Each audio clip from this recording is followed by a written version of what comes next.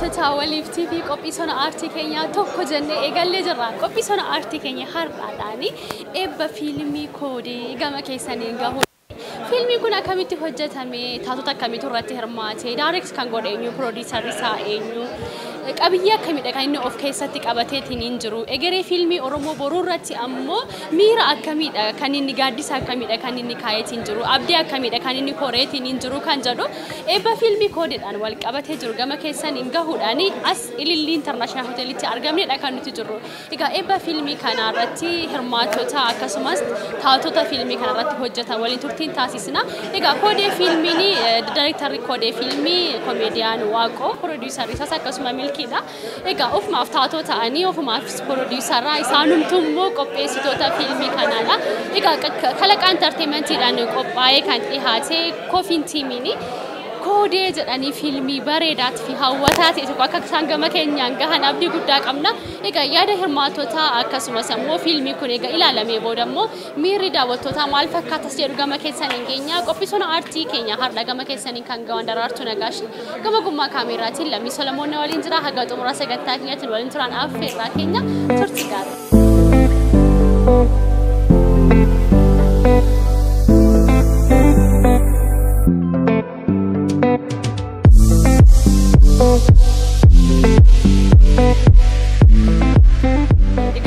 Simboo waltajjii Oromooti bakka deemtanitti kolfaan kan nu kolfisaadha kan isin beekamtani. Koodeen kun akkamii waanuma kolfa kanaan komeedii kanaan wal qabateedha moo fiilmichi? Tole galatoomi. Koodeen jeneeriinsa akkuma isaamaa ture fiilmii koomeediidha. Fiilmii dheeraa koomeedii jechuudha. Akkuma jettu yeroo baay'ee koomeedii maanii beekamaa irraa haga ammaatti illee waltajjii garaagaraa gaafa deemnus inni kunis fiilmii baay'ee koomeedii ta'edha. Jechuun kan nama bashannansiisu baacoo baay'ee nama bashannansiisu jechuu dandeenya. Fiilmii jeneeriinsaa koomeedii ta'e jedhameeti kan ibsamu. Koodeen akkasi.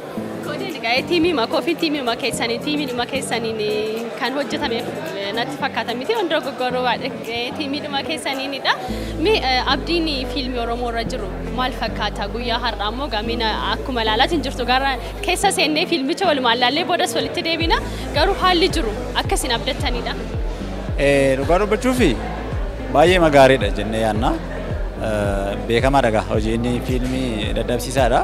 Dadhabbii baay'ee keessa darbee as ga'ee baay'ee tureera iyyuudha erga jalqabame. Barreeffame guyyaa har'aa ga'uun isaa gamu. Tureera erga barreeffame waggaa gara afuriifaatti hin deemu waan akkasii fa'aa ta'uu danda'a garuu ediit gochaamaa irra deddeebi'ama. Hojiin isa kanaa ammoo erga jalqabee gara waggaa lamaatti dhiyaata waan akkasiidha. Fiilmii magaarii fiilmii bareedaadha jennee yaadna. Sana keessatti hawaasni keenya yeroo ammaa kana baay'ee makaka'umsa gaariitu jira.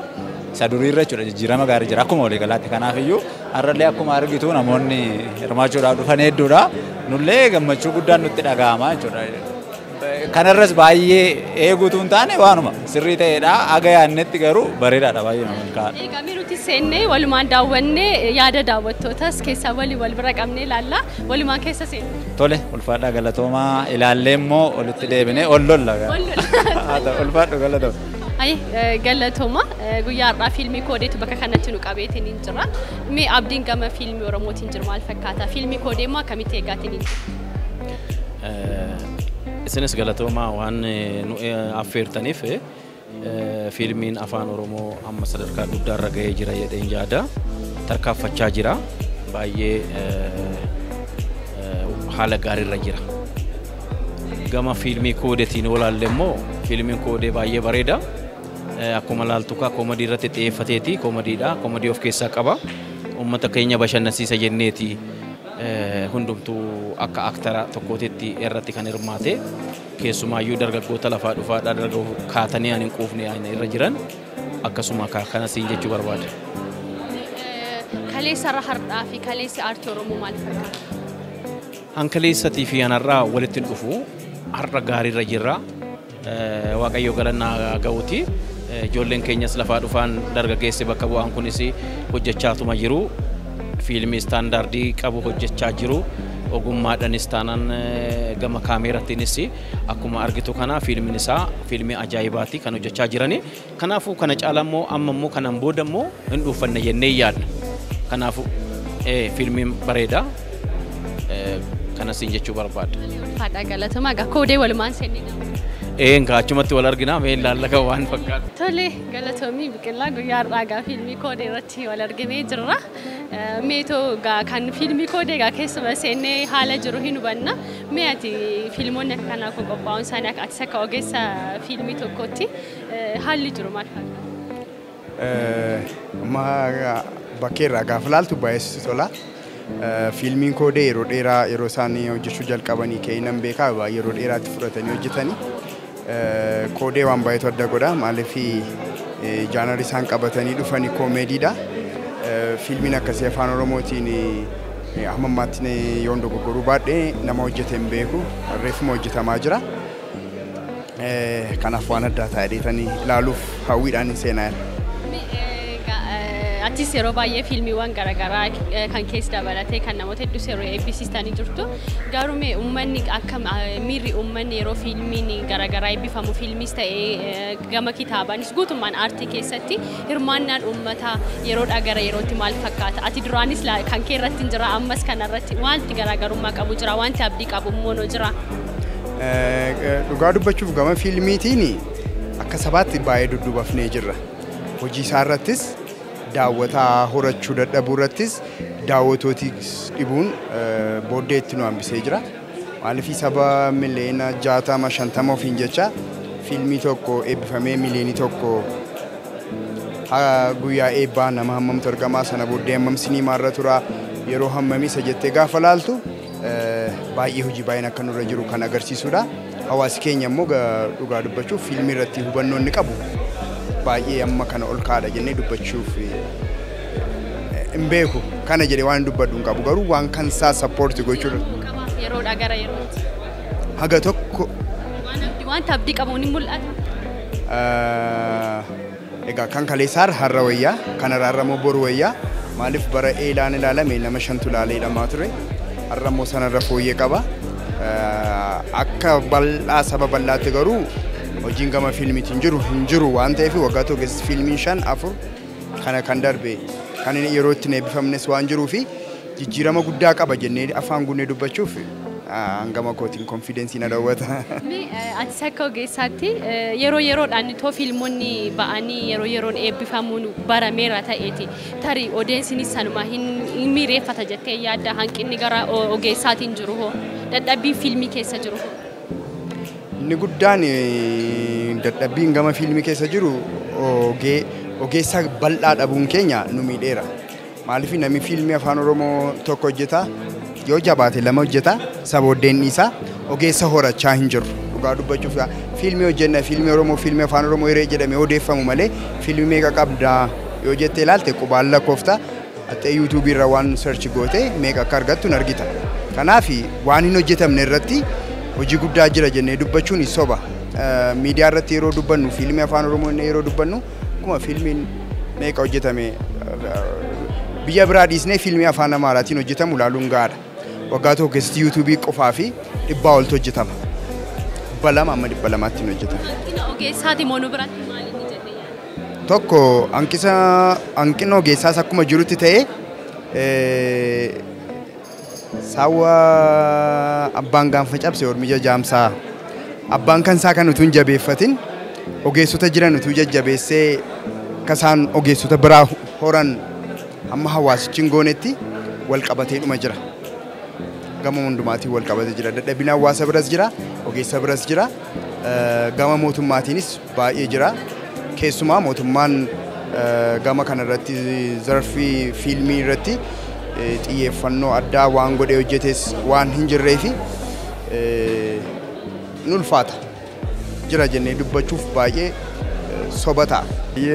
Dhugaa kan koodee immoo booddee walitti deebina. Tole haa ta'u galatoomii. Tole solaan guddaa galatoomii guyyaa har'aa kana sitti walitti dhugaa beekaa fiilmii koodeedha. Koofiin tiimii ganuu kolfisiisuudhaan kan isaan beekamani. Fiilmii kana keessa seenee daawwanna garuu maali akkamitti akka isaan irraa barteeni fiilmii akkamii eegda? Maal sitti fakkaate ijoolleen kun yeroo hundumaa bakki isaan jiran kolfa jira. Bakki isaan jiran utuun jaallatiin haasoftaa jaalalatu jira. Kanuma irraan ka'uun kolfaaf baay'ee reeddii ta'een deemaa jirani. Maaf qophoofti? Qophaa'een jira yaa. Ayaan ati akka ogeessa fiilmii tokkotti fiilmiin afaan Oromoo yeroo dhagara yerootti jijjiiramnis ni jira jedhu warri hayyoonnas keessa jiranii hojjetamuu isaarra qofa osoo hin taane hawaasni hirmaannaan hawaasaa akkasitti yeroo fiilmiin kun fiilmiin eebbifamu hawaasni duukaa bu'ee jajjabeessuun isaa yeroo gara yerootti akkamitti fakkaata? Waanidha tokkoffaa maal seete amma fakkeenyaaf ati cidha wayii yookaan dhangaa wayii qopheessite yoo nama waamuu irratti akkaataatti itti nama waamtudha kan murteessu. Amma ijoolleen kun yoo ilaalte baay'ee beeksisoonni garaagaraa hojjetamaniiru namaan illee namoota garaagaraan keessaan quunnamaniiru hagumati waamicha kee miidhagfatte namni sii dhufa tokko isa lammaffaan immoo indaastiriin fiilmiin Oromoo yeroo yerootti daaddee dhumarra jira amma garuu akka kootti fooyyeensi guddaan jira jedhee yaada. Baay'ee fooyyeensi jira. Ati akka taatu qofa osoo hin taane akka ogeessattis keessa jirta gatii ta'ee fi fiilmonni amma gara afaanota biraadhaan yoo ilaalle ji'ootaan torbaniin waggaatti fiilmota hedduudha kan oomishamani gama afaan Oromootti gaafa dhufnu immoo darbee dhageenya eebba fiilmota haaraas diraamaas jechuudha.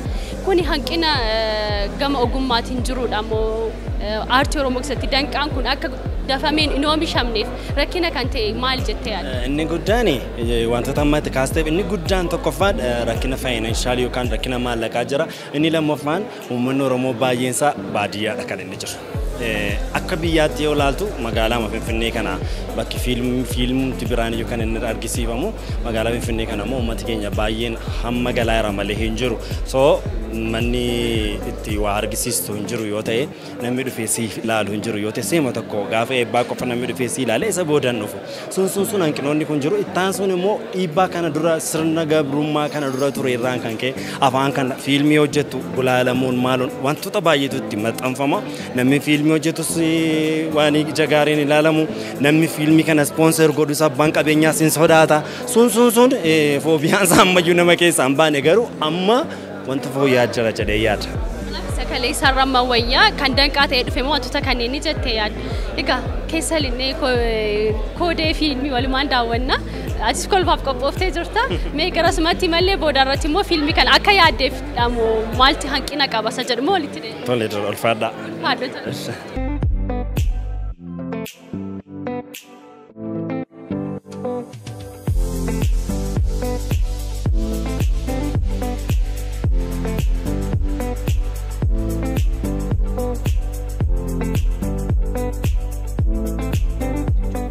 Kana duuba namoota hedduutu jira.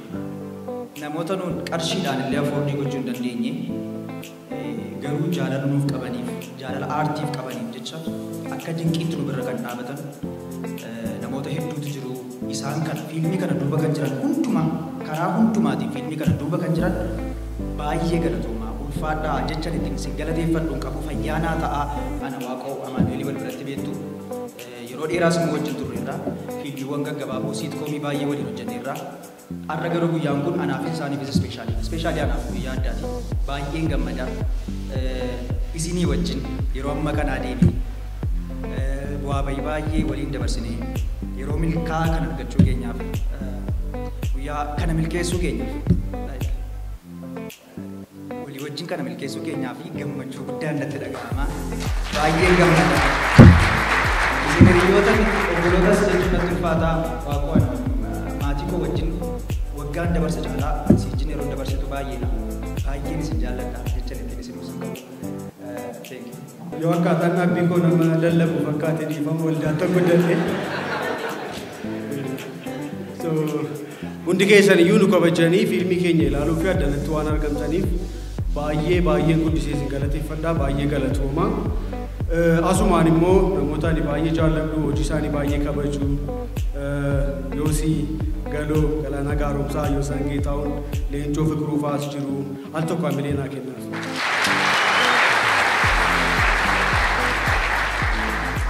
Sirba dhaggeeffattu eessatti bartee walitti immoo taaksiin fayyadamu jiru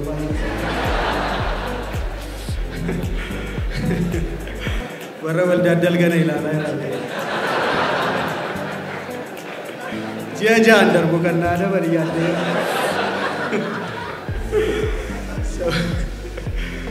Siruma biraan dhufa yoo ammaa ta'e.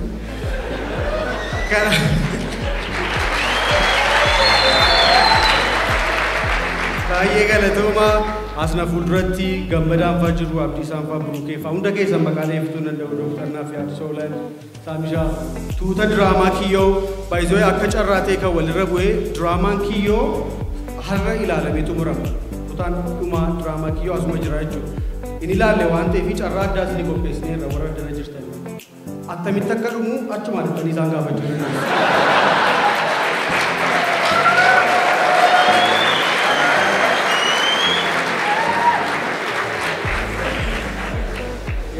Walakkaatti sitti himnanaa jedhanii eegaa jirani. So asumaan immoo namoota inni akka dhuunfaa kootti baay'ee galateeffachuu barbaadutu jira. Warra kaan miikiin galateeffatee ture sila. As ga'uu koo fi har'a fiilmii kana hiriyoota koo wajjin iskiriiptii isaa barreessee daayirektiingii isaa ofii kootii hojjetee sadarkaa kana ga'uu koo fi namoota gahee guddaa taphatantu jiru. Inni jalqabaa akkamitti akka iskiriiptiin barreeffamu. Iskiriiptiin jechuun akkasitti barreeffama, kaaraakteriin asitti barreeffama, aktiingiin asitti barreeffamee nama jalqabaaf iskiriiptii akkam barreessu na gargaare tokkoon galateeffachuu barbaada.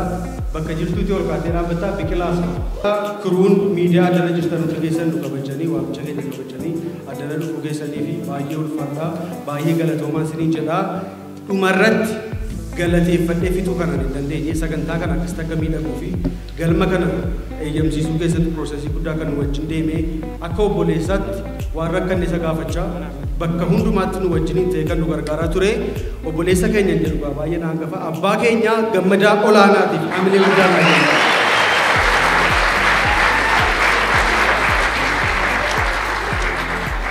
Isaan bakkeetta waraana sagantaan taa'an bichoo dandeenya baay'ee galatoomaa.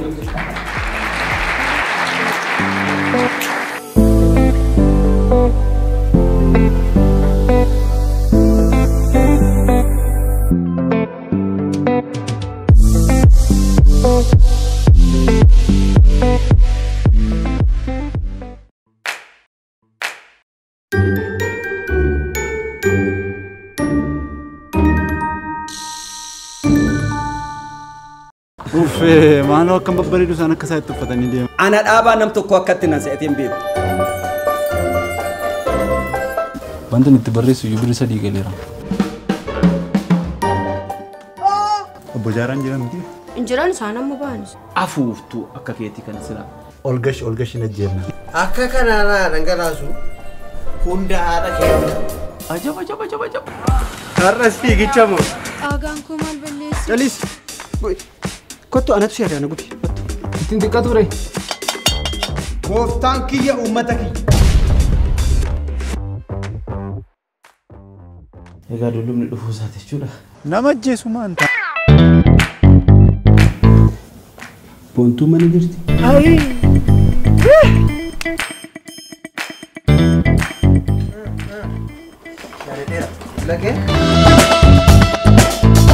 Sammuutu keessan jiru, sammuu.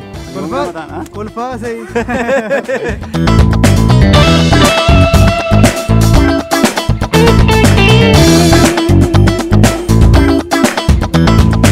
Colgate.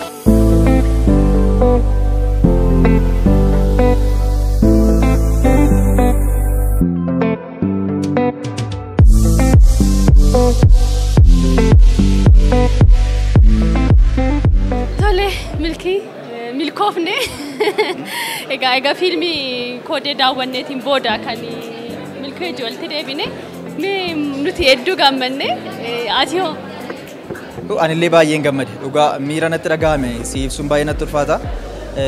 Chaaleenjii hamma kanaa booda hojiin kun akkasitti milkaa'ee namni ilaale immoo akkasitti gammadee reaakshinii akkasii gaafa nutti agarsiisu baay'een gammade baay'ee. Bu'aa ba'iin fiilmii kana keessa jiru maal fakkaata ture?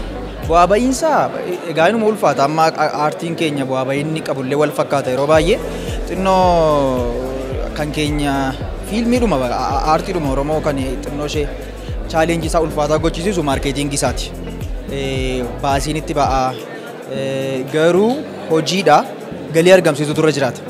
Yoo mallee galiin argamsiisu ta'ellee kisaaraa kan biraa fi si saaxiluun qabu jechuudha. Garuu kan keenya yeroo baay'ee daawwatamuusaa hojjetamuusaa kanarraan kana fedhima maarkeetii isaa irratti xiyyeeffatamu rakkinni ispoonsaraa jiraachuun kun chaaleenjii guddaadha. Filmii kanas produce kan godhesi Adaamaatti kan inni hojjetame filmii hedduu nama hawwatudha. Egaa tiimiin kun irra caalaatti yeroo mara jedhuun danda'ama koomeediidhaan kan isin beekamtani. Filmiin kun illee koomeedii dheeraa akka afaan Oromootiin jira jedhee yaadsa jalqabaadha jedheetiin yaada. Koomeedii baay'ee dheeraa hedduu namatti toludha. Tiimiin kun koomeediidhaan alatti filmii siireesii hojjechuudhaan wanti itti yaaddan jiru. Yeroo baay'ee namni koomedii siitkoomii waan akkasiitiin nu beeka. Amma garuu karoora akkasii qabna. Fiilmii siireesii ta'e hojjechuudhaaf karoora qabna. Garuu waan si ajaa'ibu fiilmii siireesii sana hojjechuurra koomeediitu irra baay'ee ulfaata. Nama kolfisiisuun qoosaa jechuu miti. Seenaa tokko bifa nama bashannansiisuun namatti himuu jechuudha malee qoosuu miti. Kanaaf inni nama kolfisiisuun immoo salphaa miti. Sanumayyuu ta'e garuu amma immoo isa namni nu beekuun ala karaa kan biraatiin immoo fiilmii siireesii ta'een immoo dhufaa jirra nuti. Industiriin fiilmii kana maal fakkaata? Keessumaa immoo isin fiilmii kana eebbisiisnee amma ilaallee ba'aadha kan nuti jiru reakshinii namaa hedduu namatti tola. Wanti baastanii fi wanti galee hagam walgitanii qaba? Waan walitti dhiyaatu qaba? Hojii biraaf nama kakaasaa? Egaa akkuma sila sitti meedha.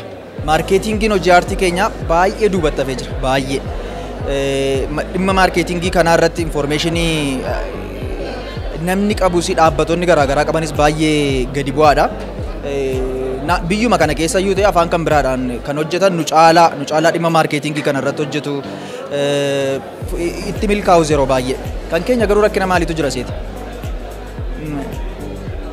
Sponsor jechuun yookaan dhimmi walii wajjin hojjechuu kuni kadhannaa miti. Fakkeenyaaf kanan hojjedhee dhufe waan ta'eef na gargaarii miti. Akkas miti. Walii wajjin hojjennaadha. Inni waan irraa fayyadamu qaba. Ani immoo waan irraa fayyadamu qaba. Walii wajjin hojjenna. Isa jedhudha mee dhimma kadhannaa miti. Xinnoo ishee inni kun nu biratti gadi bu'aadha. Ilaalcha akkasii akkas jedhee illee nama komachuudhaaf illee miti garuu dhimma maarkeetingii irratti gadi teenyee hojjechuu qabna. Garaagaraas dhimma kana irratti yoo xinnaate taa'anii nama wajjin haasa'uun waan tokkodha. Taa'aniidhuma maaloodha natti qabattee dhufte dhaabbata tokko wajjin immoo akkamitti hojjechuu yaadde jedhanii taa'anii nama wajjin haasa'uun mari'achuun iyyuu waan tokkodha. Aadaa kanatu jajjabeessine. Egaa handaa'ootota keenya amma kan argamu daayirektara fiilmii Koodee komeediyaan Waaqoo birattidha. Waaqoo kan nuti amma wal argine fiilmii Koodee egaa daawwannee baanee boodadha. Amma iyyuu na kolfisiisuuf jecha akkatti naasa'uudha waan jira. Mee yaadni ka'umsa yaada fiilmii kana akka qopheessattis ka'umsi fiilmii kana maal ture? Ka'umsi fiilmii kana hiriyyummaa irratti wanta hundaa'edha. Akkuma maqaa isaarra jiru Koodee jechuun hiriyyaa baay'ee walitti siqan jechuudha. So hiriyyaa taanee akka tiimiitti koofin tiimiidhaan waggaa baay'ee hojjenne hiriyyummaa amma sana keessatti bu'aa baay'ee wajjin dabarsine sanumarraa kaaneetu hiriyyummaa keessatti gatii waliif kaffaluu danda'amu bifa immoo xiqqoo bashannansiisaa ta'een agarsiisuu yaalli sanarraa jalqabe. Amma fiilmii amma laallee baane kana keessatti seenaan dhugaan keessan tiimiin kun waliin dabarse hin jira. Isa warri kaan durba jaallatan seenaa dhugaadha. Seenaa dhugaan amma kanatti hin jiru garuu al tokko kaaraakterii yeroo nama laattu kaaraakterii sana eenyu danda'a waan jedhuufi. Waan baay'ee waan waliin dabarsee fi tarii wanti tuqame achi keessa. Lakki hin jiru iddoo tokkotti hin jiru. Iddoo tokkotti seedu qabanne irraa iddoo tokkotti garuu immoo hin jiru. Hin jiru. Dhugaati fiilmiin Koodee kan eegneen caalaa hedduu nama bashannansiisa. Koofiin tiimiin immoo yeroo baay'ee hojii koomeediidhaan kan isin beeknu. Waa ba'ii fiilmii kana keessa ture maal fakkaata dadhabbii isaa milkaa'inni isaa har'a gahuunsaa yaada waggaa meeqaa ture ifaajjii yeroo meeqaa keessa? Dhugaa dubbachuuf iskiriptichi kan inni yaada isaa jalqabne olmost waggaa 6 ta'a. Achi booda iskiripticha tuma sirreessinu tu haalli faayinaansiis nu mijatin haalli hojiisitu nu mijatin waggoota baay'ee turre erga waraabbitti galee immoo waggaa tokkoof walakkaa ol hojjetame beekta gaa hojichi ispoonsara malee hojjetame baasii hojii fiilmii kanaaf ba'e hundumaa giibii keenya keessaa baasne sanaaf jecha chaalenjii baay'eetu nu mudate jechuudha. Sana caalaa immoo yeroo lookeeshinii itti waraabdu lookeeshinii hedduun Finfinnee keessatti kan namaaf hin eeyyamamne jiru. Harka caalu kanumaaf jennee seetingii isaa magaalaa Adaamaa goone so lookeeshinii akka garaatti argachuu fi namoota akka garaatti argachuun baay'ee nama rakkisa. Caalaatti immoo dhaabbattoonni oomisha isaanii beeksifachuudhaa fi yeroo koronaa keessas ture fiilmichi kan hojjetamaa ture carraan walii wajjin hojjechuu baay'ee hin argamne sanuma sanatu chaalenjii guddaa ture egaa as ga'eera. milkaa'ee nuti sitti bashannannee bohaarree baane egaa hojii ciccimoo fuuldurattis akkasiin argannu abdii guddaa qabna. Kaleessarra har'a wayyaa aartiin Oromoo kaleessarra dabartanii tiimiin kun hojiiwwan hedduudha kan daawwattoota hirmaattotaa biraan ga'e koodeenis akkuma jirtu ta'e isa xumura isatti aanuuf abdii hin qabaata industirii fiilmii kun. Eeyyeen abdii numa qabaata. Chaalenjii masaatu yookiin bu'aa ba'isaatu baay'ata malee industiriin fiilmii Oromoo guddataa jira. So warri nu booddee hojjetan immoo kana caalaa hojjetu warri isaanitti aanu immoo sadarkaa Hooliwuudiitti waan isaan hojjenneef hin jiru. Nuyi gahee keenya taphannee deemuudha. Warri itti aanu immoo kana caalaa akka hojjetan immoo abdii guddaan qaba. Dargaggoota amma kaka'aa jiran gaafa laaltu immoo baay'ee si onnachiisa. Fiilmiin yoomiyyuu qoosaadhaan uummata Oromoo waliin jiru kan isaan irraa eegamu bukkee dhaabbachuu bashannanu. Eeyyeen yeroo hundumaa nu bira dhaabbatanii ilkaanuma isaanii ispoonsarii nu haa godhan. Egaa ispoonsaruma ilkaanillee nu biraatiin hambisina dhaara waaqonni guddaa galatoomii waaqo hedduu gammanneerra keessuma xumura fiilmii kanaa nama hedduu kan nama bashannansiisudha. Mee waan addaa waan ati as keessatti fiilmii kana yeroo hojjettan wanta ati hin daganne hundi isaa isiniif hin dagatamu garuu wanti mee akka tokkotti naa kaasta. Al tokko sa'aatii laaqanaa booddee waraabbii jalqabnee waraabbii waraabnee fixnee manatti gallee gaafa waraabbii sana ilaallu saawundii riikardiin gallee inni saawundii waraabbii. So siinii sanarra deebinee waraabneerra halkan sun halkan ulfaataa ture halkan lama walitti rafne aariis qaba gaddas qaba. Garuu wal hubachaa madeemte yaa sana faatti. Kuni asumatti Finfinnee qofatti ilaalama moo fuutanii magaalota Oromiyaa garaagaraa irra deemuudhaaf yaada qabu? Magaalota Oromiyaa hedduu isaanii irra deemna. Achi deemuuf karoorsinee jirra. Haala tokko tokko mijeessaa jira. Siniimaa bakka itti agarsiisnu galmoota adda addaa mijeessaa jirra. Oromiyaa keessatti qofatu hin taane immoo biyyoota alaayyuu biyyoota garaagaraatti biyyoota Arabaattis, Awurooppaattis, Ameerikaattis agarsiisuuf karoora qabna. Egaa yeroo gabaabaa keessatti dabaree madabaree iddoo hundumaa qaqqabsiisna. Filannoo amma yeroo Oromiyaa keessatti fuutanii ba'uuf jettu mi'as maan daawwattoonni hawwiidhaan akka eeggatanii fi Oromiyaa keessa bakka akkam akkamii biyya eessa fuutanii deemuuf yaadaa jiru? Egaa ni beekta magaalota Oromiyaa hedduu isaanii keessatti bakki itti fiilmii agarsiisan muraasa maaliif fiilmii agarsiisuu fi siniimaatti agarsiisan si barbaachisa galma miidhagaa si barbaachisa kana magaalotni hedduun qabu garuu magaalotni muraasni immoo hin qabaanne jiru garuu maqaa mada'uuf amma Adaamaa, Amboo, Naqqamti, Shaashamannee iddoo kana keessa deemuu fi dursa. Isaan kun dhiheenyatti bakka deemaman. Dhiheenyatti bakka deemamanidha. Achii booddee immoo ilaallee bakka hundumaatti immoo agarsiisna jechuudha. Kanaaf daawwattoonni keenya egaa abdiidhaanii koodee fiilmii akka nuti ilaalle akka nuti miireeffanne kana isinis egaa bakka isin jirtanitti isinii fidanii dhufuudhaaf kofiin tiimiin waan hunda xumuranii qophaa'anii jiru. Ayyee wajjumaan deemna kaatis achitti simati interviiyuu na godhe. Thank you.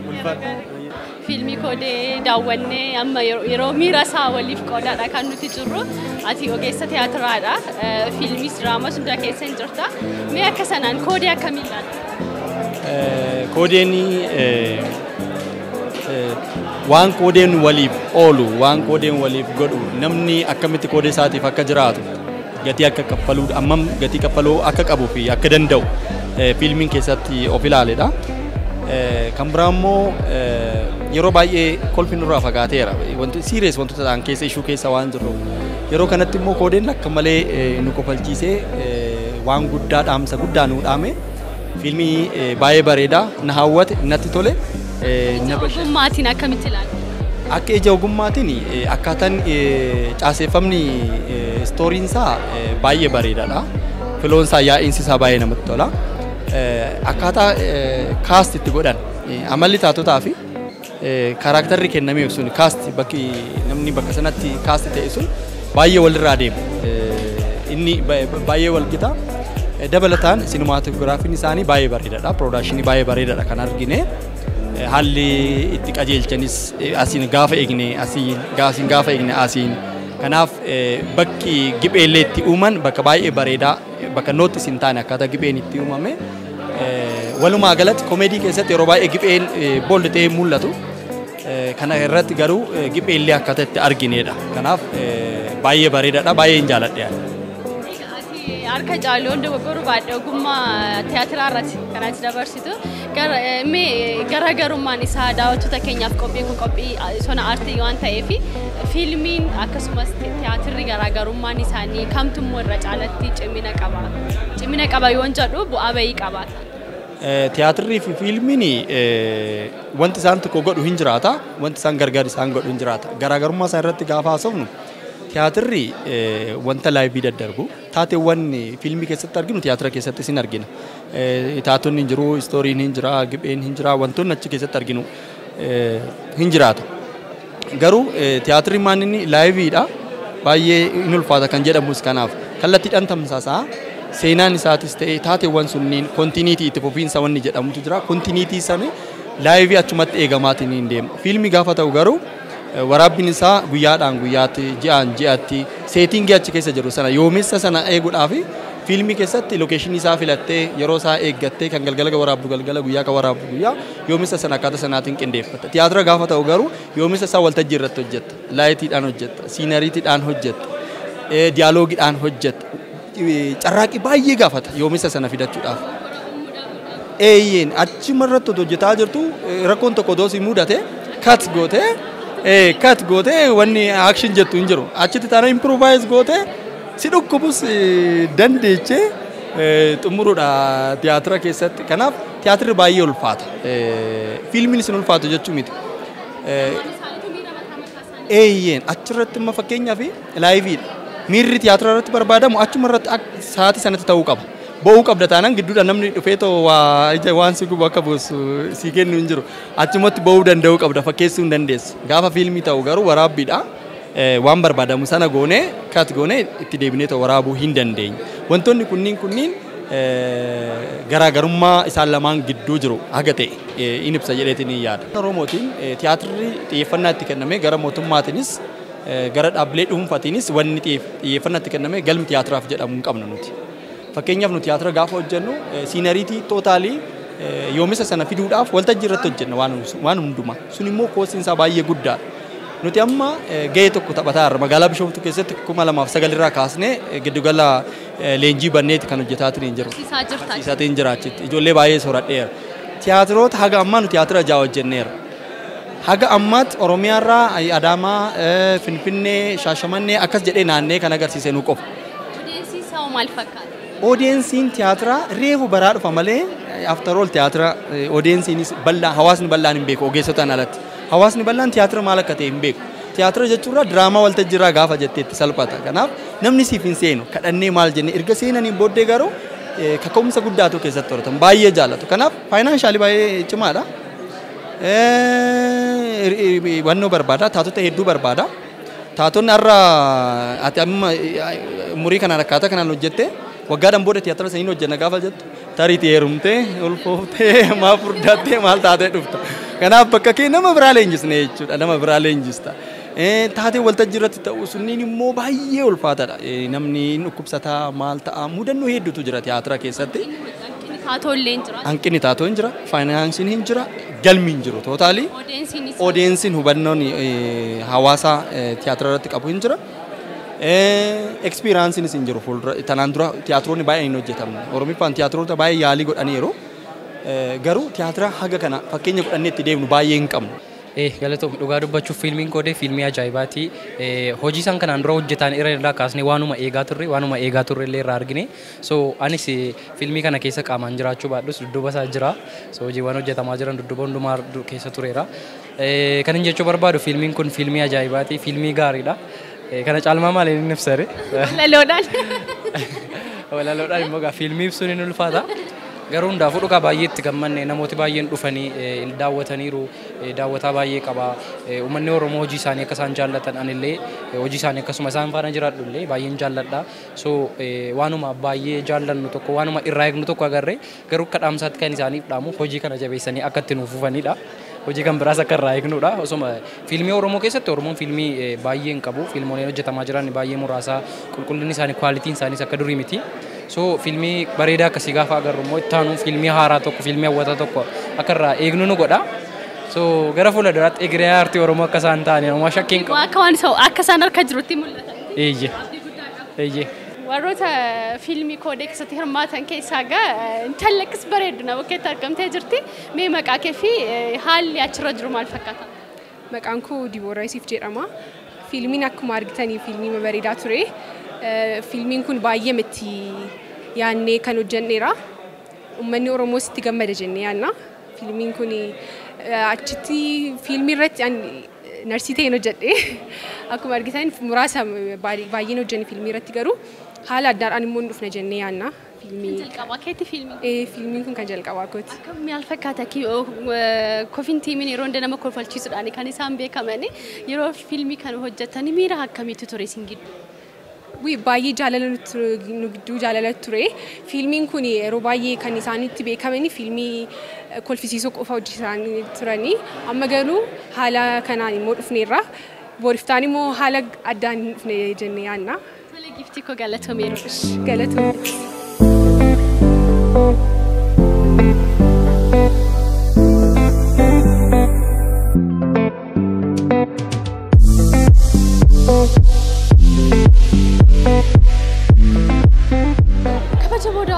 Waliif TV egaa eebba fiilmii koodee irratti argamne miira daawwattoota akkasumas qopheessitoota akkasumas immoo taatonni buleeyyiin yaada akkamidha kan isaan qaban egeree fiilmii Oromoo irratti kan jedhu gama keessaniin gahaa turre egaa fiilmii koodee kan baay'ee nama hawwatu gama koomeediin kan qophaa'e fiilmii kana qopheessee kan barreesse Waaqoo Geetaachoodha akkasumas immoo pirooduuser kan godhe Milkiidha daayiriktaras ta'anii akkasumas immoo barreessaas ta'anii akkasumas pirooduuseras ta'anii fiilmii akkas bareedu kana nama biraa gahuun bu'aa bayii akkamii qaba jennee isaan waliin yeroo gaarii dabarsinee jirra. Fiilmii koodee immoo egaa bakka Oromiyaawwan kutaawwan Oromiyaa garaagaraa irratti akka inni qaqqabee daawwatamuu fi qophiirra akka isaan jiran gamanumaan nu dheeraadha kan isaan jiranii.